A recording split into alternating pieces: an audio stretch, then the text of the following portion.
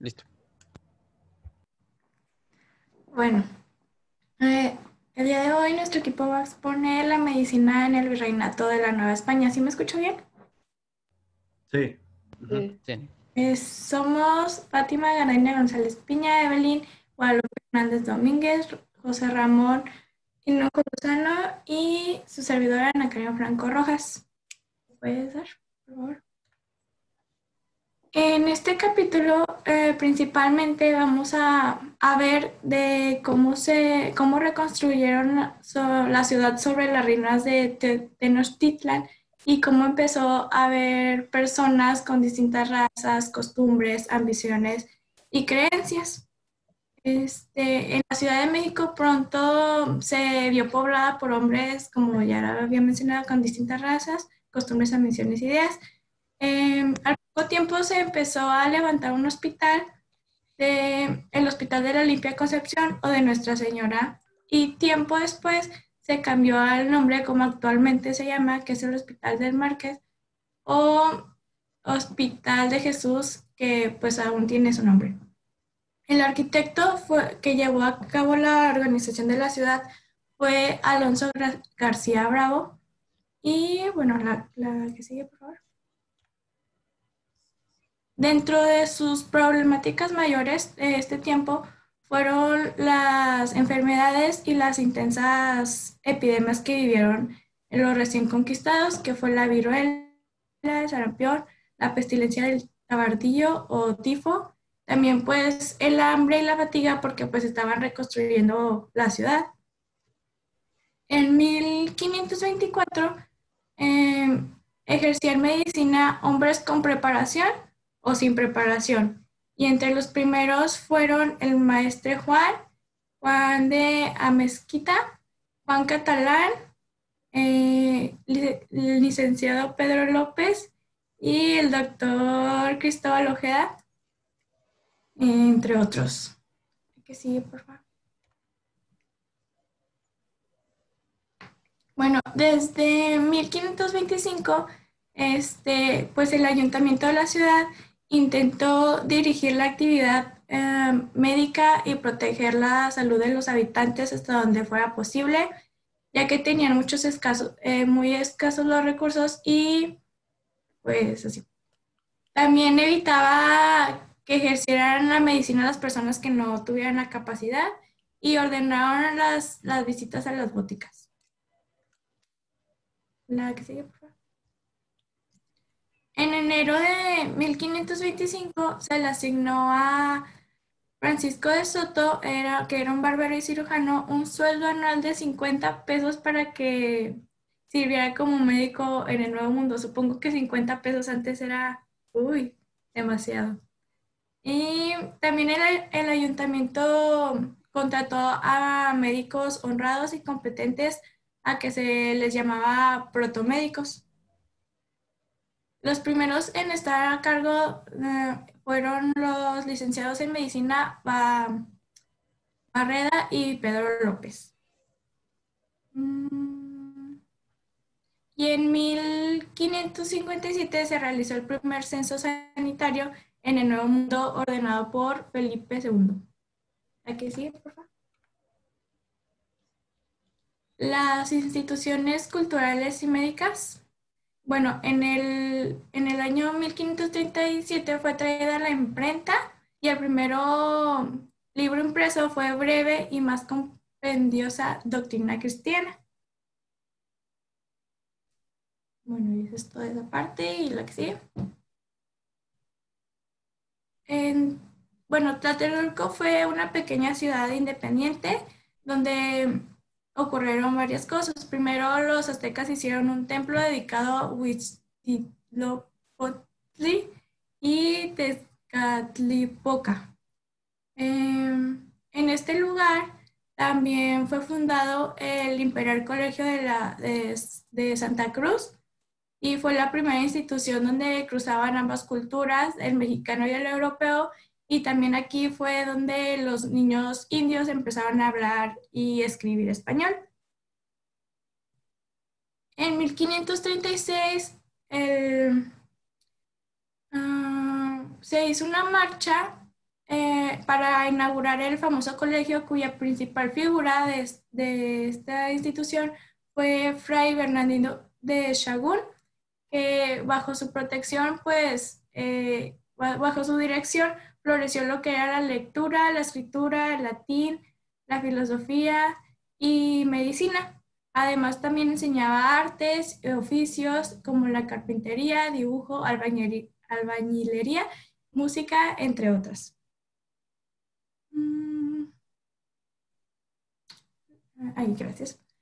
El 2 de julio de 1537 se dictó una ley contra la esclavitud y donde decía que también se tenía que tratar con igualdad a todos los hombres, independientemente de su raza o su color de piel. En la Universidad de México también se graduó el primer doctor de medicina el 20 de julio de 1567 y fue don Pedro Farfán. En 1580 se creó la primera cátedra de medicina que fue impartida por Bernabé Valdés de Cárcamo y en 1576 se realizaron las primeras autopsias del Nuevo Mundo. Y ya por último, el rey Felipe ordenó por medio de la Real Pragmática que los catedráticos de medicina leyeran el capítulo correspondiente al libro de Galeno, Hipócrates o Avicena para que los estudiantes entendieran el fundamento de la medicina y la esencia de las enfermedades y sus causas. Ahora vamos a ver los primeros libros de medicina. ¿Me puedes dar?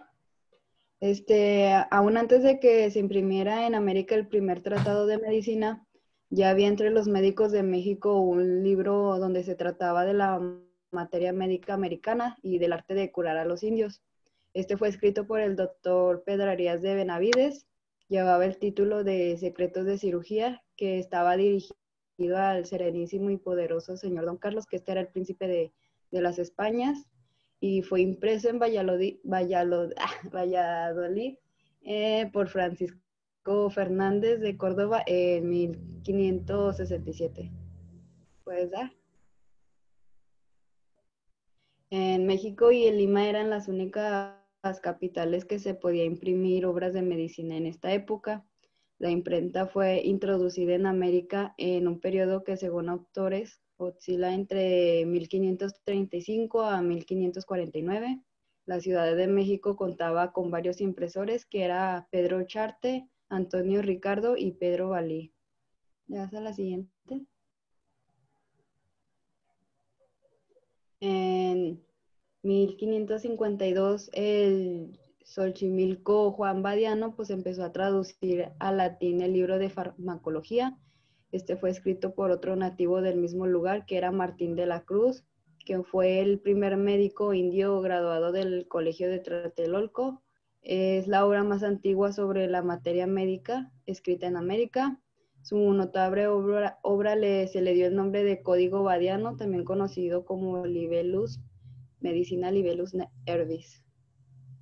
¿Le puedes dar a la siguiente? El segundo libro de medicina fue impreso en América, fue del doctor Francisco Bravo. Esta obra fue escrita en latín, llevaba por título la Opera Medicinalia del doctor Francisco Bravo. Se trataba de un libro en octava de 316 hojas. La obra llevaba como ilustraciones 3 grabados de madera, estando dibujando el sistema venoso, y la zarzaparrilla en el folio 269. En el transcurso de su obra, Bravo hizo varias referencias a la nosología y a las plantas medicinales autóctonas. ¿Puedes dar? Otro tratado de medicina de la cirugía fue impreso en América, esta vez en lengua castellana, y que fue de carácter más práctico. Llevaba el título de Suma y recopilación de la cirugía con un arte para sangrar muy útil y provechoso.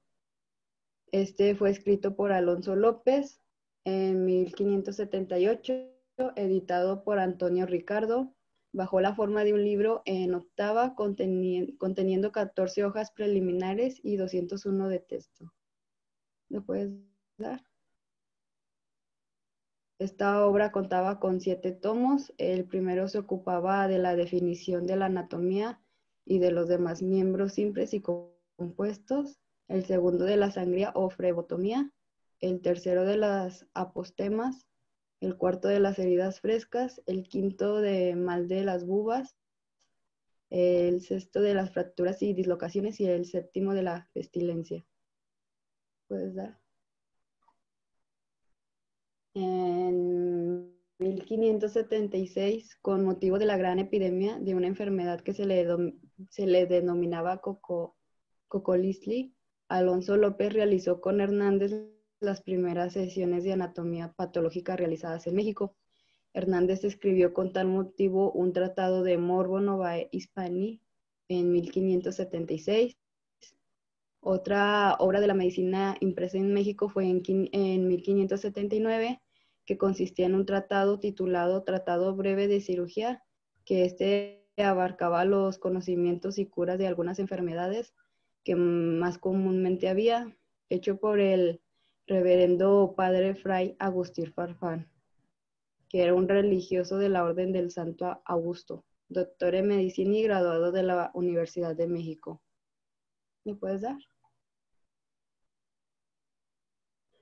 Y por último, pues, Gregorio López, que era un famoso, bueno, que era conocido por tener un vasto jardín que contaba con plantas y flores traídas de muy lejanas regiones, escribió su tesoro en medicinas. En su tesoro, Gregorio consignaba diversos padecimientos, síntomas o agentes etiológicos por orden alfabético, en que se mezclaba experiencia y prácticas de medicina mágica, tanto indígena como europea. A pesar de que estaba desprovisto de bases científicas, constituyó una obra apreciable dadas las características de la época. Contenía un epígrafe donde decía que Dios creó los medicamentos en la tierra y el hombre prudente no las desprecia. Este libro fue impreso después de su muerte en el año de 1672. ¿Me puedes dar? Bueno, ahora vamos a hablar de la enseñanza y la práctica de la medicina. Vamos a comenzar con este lema que quiere decir, bueno, se lee como Patria Scientia, que amor, salud, populi est, que significa que el amor a la patria y el conocimiento son la salud del pueblo.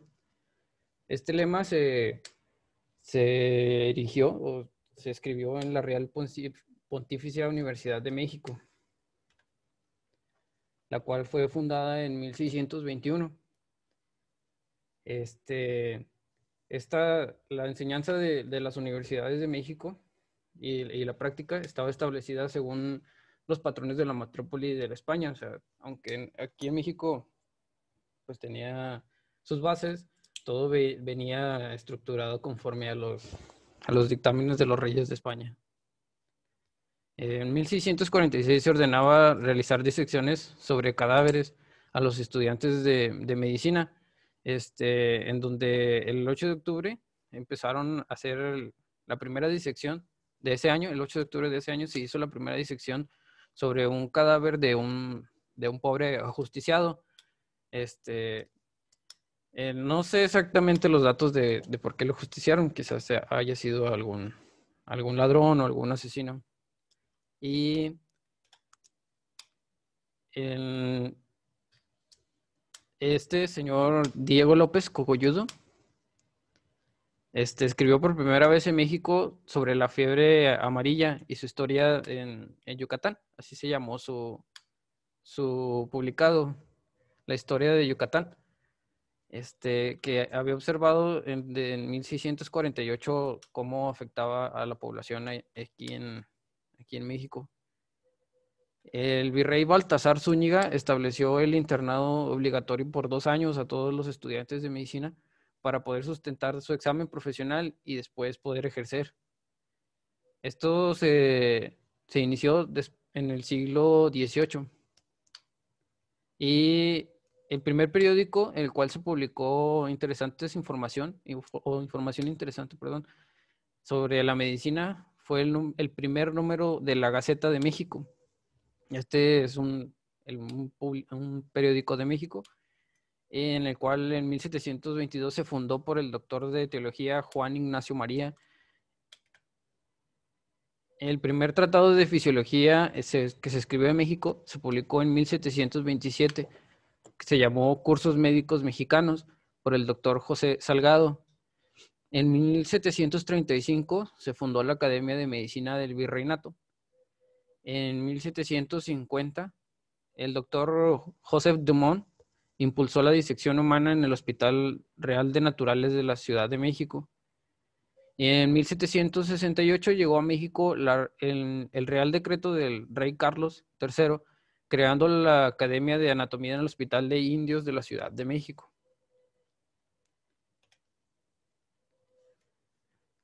Este señor fue pues muy importante, se nombró en varias ocasiones. Bartoloache, el doctor Bartoloache, que nació en Guanajuato en 1739, y en 1772 recibe el grado de licenciado y el doctor de medicina un año después de que sustituyó a su protector, nosotros le diríamos pues nuestro profesor, Velázquez de León, en la cátedra de matemáticas, y en octubre de ese año escribe la primera revista médica de título El Mercurio Volante. Según su amigo y también biógrafo, la vida de Bartoloache fue una permanente lucha entre su espíritu inquieto y a duras penas se adaptaba a cómo venían estructuradas las leyes, porque tenía un pensamiento pues más liberal y las leyes eran pues totalmente rígidas y estrictas. Él introdujo el hierro como medicamento para las anemias, y antes de eso el hierro antes de eso se vendía como píldoras marciales gibelinas, si no me equivoco. Pues se llamaban así debido a Jacinto Gibeli, pero no era exactamente un medicamento. Hasta Bartoloache lo vendieron como un medicamento. Y él trató también de fundar una academia química, pero no pudo conseguirlo. Un dato curioso sobre este señor fue que ellos cuando estudiaban les obligaban a llevar una peluca, si más no me equivoco. Pero él fue con la suprema autoridad de la universidad y expuso las razones por las cuales no debería de llevarlo. Y sí, lo consiguió. Don Antonio Alzate era un investigador de México. Bueno, era un muy reconocido investigador de México. También naturalista, y publicó un opúsculo relativo a la epidemia de la tifo. Este señor Fray Juan María Rodríguez hizo la proposición de la cesárea post-morte. La cesárea post-morte, pues más que nada se utiliza cuando la mamá ya ha fallecido y se trata de salvar al feto y se cuenta con muy poco tiempo. En la antigüedad, se realizaba la extracción del feto de una madre para permitir la inhumación separada. Esto quiere decir que la madre fuera sepultada en un lugar separado del bebé, o sea, que no fueran juntos. Aunque pues en la actualidad, como ya les comenté, ya se utiliza para otras cosas, y además es raro que se haga de esta manera. Por turnos de un mes, este señor también propuso que dieran los médicos por turnos de un mes, como si fuera un servicio social, que dieran la medicina a pobres, a indigentes, sin paga ni sueldo, a vagabundos. También fue impulsada esta norma por el rey de Bucareli. El 5 de agosto de 1779 en Veracruz se estableció que los médicos extranjeros deberían de presentar un examen ante el protomedicato, si no me equivoco, el protomedicato, para ejercer la medicina en México, y el virrey Mayorga prohibió a los médicos extranjeros realizar sus medicamentos. Como vimos con Bartoloche, muchos de ellos realizaban sus medicamentos. Ya existía desde mucho antes, pero aquí en México a los médicos extranjeros no se les permitía. En 1780 hubo un brote muy grave de viruela y el doctor Bartoloche publicó otra obra titulada La instrucción que puede servir para que se curen los enfermos de viruela epidémica. Y en 1783, tanto la Real Escuela de Cirugía como en los hospitales de San Juan de Dios y San Andrés empezaron a graduarse los primeros cirujanos. Las primeras estadísticas de medicina hospitalarias o de medicina se publicaron en el periódico de la Gaceta de México en 1785. El cirujano Ignacio Lucero Patricio de la Ciudad de México hizo una operación de hígado que posiblemente fue una deshibridación de un absceso hepático. La Gaceta de México publica el satisfactorio resultado de una trepanación por el doctor Sebastián Barcelo en 1793. Y don Miguel de Grúa ordenó que médicos y parteras atendieran al recién nacido después de cortar el cordón umbilical en 1797.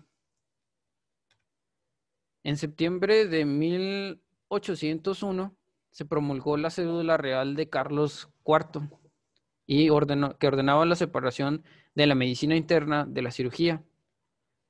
El 3 de abril de 1804 llegó la expedición científica dirigida por el doctor Francisco Javier de Balmis, que por mandato de Carlos IV se organizó para introducir la vacuna de la viruela en América y en Filipinas. En 1810, el virrey Francisco Javier Venegas expidió una circular para que se observara el reglamento de cómo se debe propagar y perpetuar la vacuna antiviralosa. Y en 1813, el arte del parto se estableció en el Hospital de San Pedro en Puebla, perdón. Bueno, también como un dato, en 1814 se organizó la primera Junta de Salubridad Pública y una de las primeras funciones o acciones de esta junta, o de lo que se acordó en esta junta, era de vigilar que se aplicara la vacuna antiviralosa, cuya eficacia había quedado completamente comprobada. Vamos a ver un poquito de los hospitales. Aparecieron en México con la llegada de los españoles. Uno de los primeros hospitales fue el de la Purísima Concepción. Este fue erguido por Hernán Cortés en 1524. Y prestaba una multitud de servicios inestimables, que en aquel entonces pues el tiempo era azotado por pandemias y enfermedades pues totalmente desconocidas. Ahí también se atendían enfermos de lepra y pues el doctor Pedro López, sí, no, perdón, me equivoqué. Perdón, ahí también se atendían a los indígenas, perdón. Bueno, el hospital pasó por varios nombres, como el Hospital de Marqués, el Hospital de Jesús de Nazareno, y quedó por el último como Hospital de Jesús.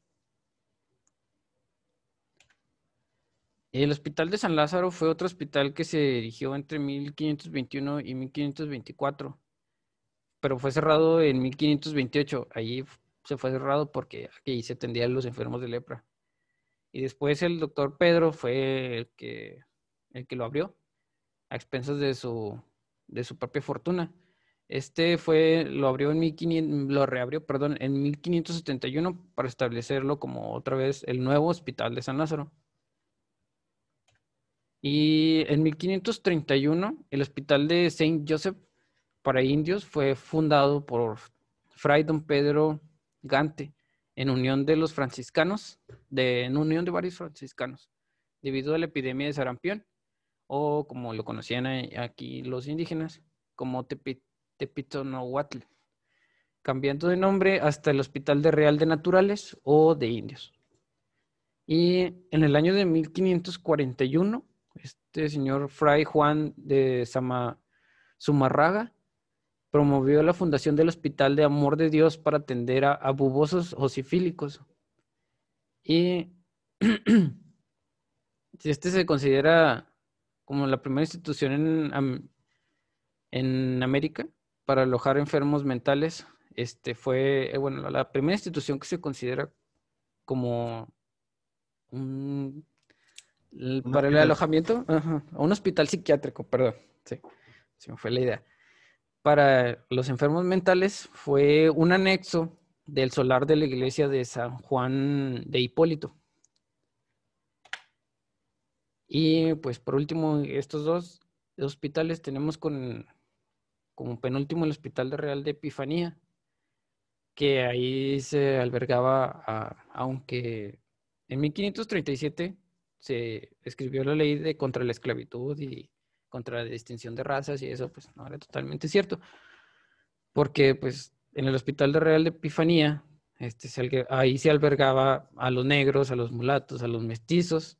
Fue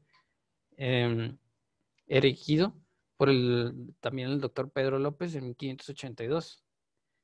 Y en el Hospital del Espíritu Santo pues ya era otra cosa muy diferente, porque ahí se albergaba a los españoles, a la gente que tenía pues un estatus mayor y que venía de una raza pura, se podría decir. Gente influyente, extranjera. Sí, y a pesar de que ya tendría que 1582, 1537, como 51 años, 41 años, 43, por ahí. Bueno, el Hospital de la Mujer.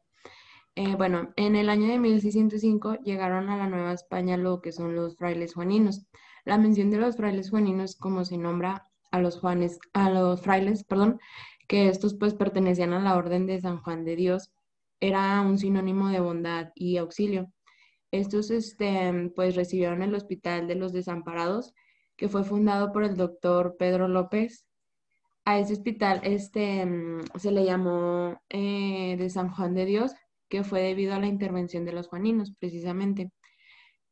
Con la ayuda pues económica de lo que fue Francisco Sáenz, se establecieron en este mismo hospital lo que son pues dos grandes enfermerías, que uno era de la planta baja, que era para las mujeres, y en el otro para los hombres, que era la planta alta, que pues tenía una capacidad para 50 camas cada una. También en el siglo XVIII, pues estas enfermerías fueron ampliadas, y en 1776 fue cuando se incendiaron, pero pues poco tiempo después volvieron a reedificarse, y pues pasó a depender del ayuntamiento después de lo que fue la independencia, que fue cuando se le dio el nombre de Hospital Morelos, que desde hace 20 años pues es conocido con el nombre de Hospital de la Mujer. Después, en 1628, llegaron a México varios religiosos de la Orden de los Canónigos de San Agustín, que estos pues eran los que se dedicaban a la atención de enfermos llamados de mal de San Antón, que estas eran pues enfermedades de lo que es el sistema vascular periférico. También pues el jesuita don Francisco Aguilar estableció un hospital conocido con el nombre de Hospital del Divino Salvador, o también conocido como Hospital para Mujeres Dementes, que pues cuya importancia aquí radica en haber sido lo que fue el primer albergue para mujeres enajenadas. ¿Te cambias, por favor? Bueno, el Hospital General. Este es otro de gran importancia, que fue el Hospital de San Andrés, que fue el que fundó Melchor de Cuellar. Fue un ensayador de la Casa de Moneda en 1626. Este hospital recibía toda clase de enfermos. Uno de los pues, acontecimientos importantes de este hospital es que enseñó medicina a don Luis Montaña, que pues se dice que fue el más célebre médico de esa época. También pues fue profesor de las vísperas de medicina y precursor de la enseñanza clínica en lo que fue la época virreinal. Este fue el hospital general de más renombre en la época virreinal, ya que pues en 1847 se convirtió en el hospital municipal y recibió heridos de la intervención estadounidense que esto sucedió hasta 1904, que fue cuando el hospital dejó de funcionar. ¿Le cambias, por favor? Bueno, otros hospitales en el virreinato fueron el Hospital de San José de los Naturales, que fue fundado en 1531, que fue por la orden de los franciscanos en virtud de la necesidad que tenía la población indígena de recibir pues lo que es atención médica. Otro hospital también fue el Hospital de los Santos Cosme y Damián, que fue fundado por Fray y Juan de Zamárraga. Y por último, el Hospital de Montserrat, fundado por Diego Jiménez y Fernando Moreno. Este hospital se construyó con el objetivo de, pues, de combatir las epidemias de Cocolixtli, que pues esta fue una enfermedad que afectó a los nativos de la Nueva España, tras lo que fue la llegada de los conquistadores españoles aproximadamente en lo que fue el año 1580. ¿Le cambias, por favor? Bueno, hospitales de la provincia. Estos fueron, bueno, fuera de la Ciudad de México, se fundaron también una serie de hospitales importantes, que uno de estos es el de Oaxtepec, que este hospital se levantó por la orden de Hernán Cortés, juntos con el Hospital de Nuestra Señora de Belén, que fue fundado por Fray Julián Garcés, que fue el primer obispo de Tlaxcala en el año de 1540. Pero pues también estaba el Hospital de Santa Fe, que fue fundado entre los años 1531 y 1532 a costa de Don Vasco de Quiroga. Aparte pues de estos hospitales, había otros fundados en Puebla como el Hospital de Santa Teresa Veracruz, que pues se empezó a construir en el año de 1545, como también el Hospital de San Pablo, en la propia población de Puebla, y este pues se fundó en 1563. También, pues en aquella época es importante mencionar lo que fue el Hospital de San Martín en San Juan de Ulúa. Fue importante pues ya que era destinado a los inmigrantes, enfermos, pobres y desamparados. También existió pues una institución nasocomial en el puerto de Acapulco, que se hizo con el fin de ayudar a los pobres y a los enfermos que pues pretendían embarcar un rumbo a lo que es Perú, China e Indias Filipinas. Bueno, pues también en forma paulatina se fue trasplantando la cultura europea. Este fenómeno pues alcanzó a influenciar a toda la población que habitaba el virreinato y dio por resultado que la medicina europea solo alcanzara a implantarse en un reducido estrato social que estaba compuesto por españoles peninsulares y criollos. Y es todo de nuestra parte.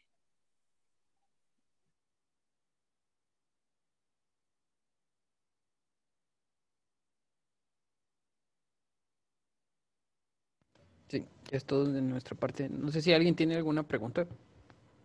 ¿Noemí? ¿Levantaste la mano? ¿O algún comentario, algo que quieran aportar? ¿Sigues teniendo levantada la mano, Noemí? ¿Yo? Sí, ¿tú? ¿No? ¿No levantaste la mano? ¿Era un aplauso, no? Es un ¿A poco? aplauso. Es un aplauso, yo nomás vi una mano. Pues bueno, de algo que me parece interesante es que al parecer llevamos arrastrando desde pues, los tiempos antiguos el hecho de estar segregando personas solo por sus diferencias. Y no solo se ve a nivel de estilo de vida, tipo marginar a las personas que tienen una forma diferente de vivir en comunidades autóctonas, así como también las colonias, que pues están las colonias de la gente pudiente y las colonias de la gente que pues es de pocos recursos, sino también en los aspectos de la salud también se marcan brechas por lo visto, en donde en ciertos lugares atendían a las personas más ricas, influyentes, pudientes, que se consideraban por encima en su valor de vida sobre otras personas, solo por ser diferentes, mientras a otros los atendían en lugares que estaban, supongo, menos preparados, aunque tenían la intención. Pero pues, qué feo que se siga marcando pues hoy en día todavía ese tipo de diferencias. Es un comentario que me gustaría aportar. Muchas gracias. Sí, la verdad es que sí estuvo medio... Como les digo ya hace rato, a pesar de que se estableció una ley contra la esclavitud, pues todavía era muy pues, frecuente ver eso. Pero también tuvimos varias cosas buenas en este periodo, porque ya fue, aunque fue de los reyes, muchos médicos mexicanos solicitaron al rey, por ejemplo, hacer anfiteatros más grandes para que pudieran estudiar mejor y pues establecieron las disecciones pues, en presencia de cadáveres y los profesores más bien enseñaban en presencia de sus alumnos junto con el cadáver. Y pues eso, la verdad, ahorita lo que hiciera yo, la verdad, estaría muy, muy interesado por ver algo así.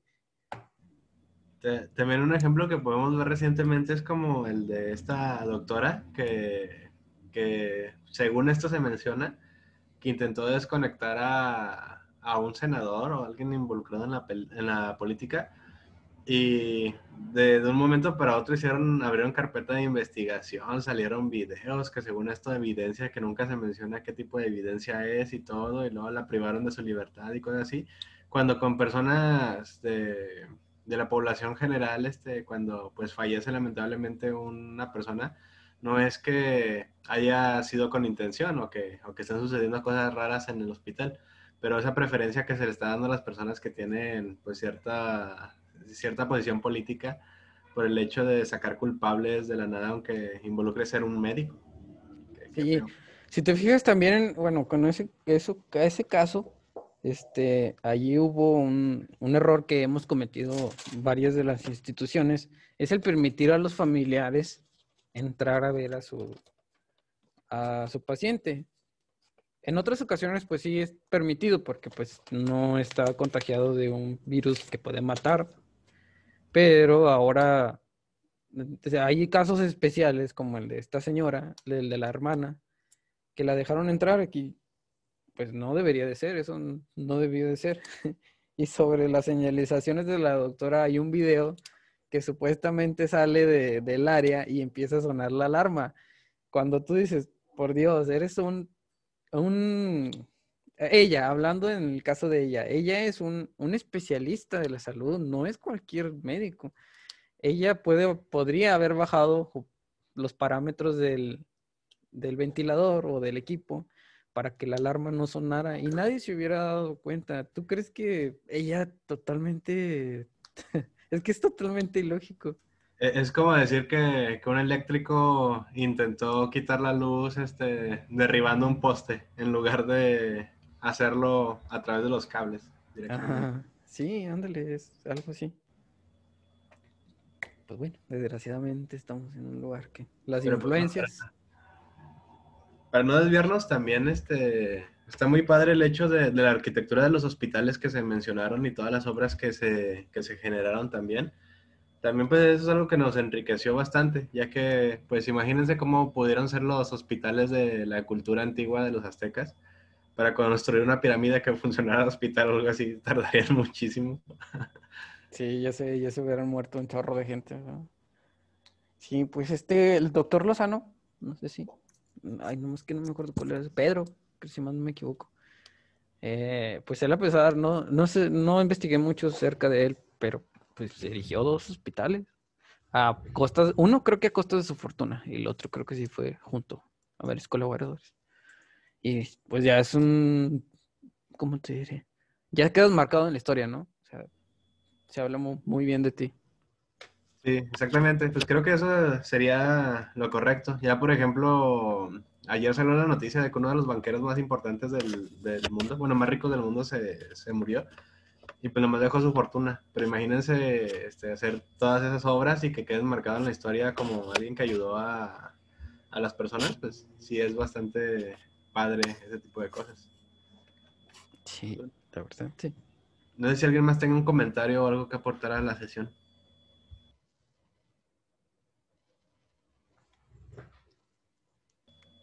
Al parecer no. Bueno, con esto ya expusieron nuestros compañeros sobre lo que fue la medicina del virreinato y damos entonces así la sesión terminada. Muy bien.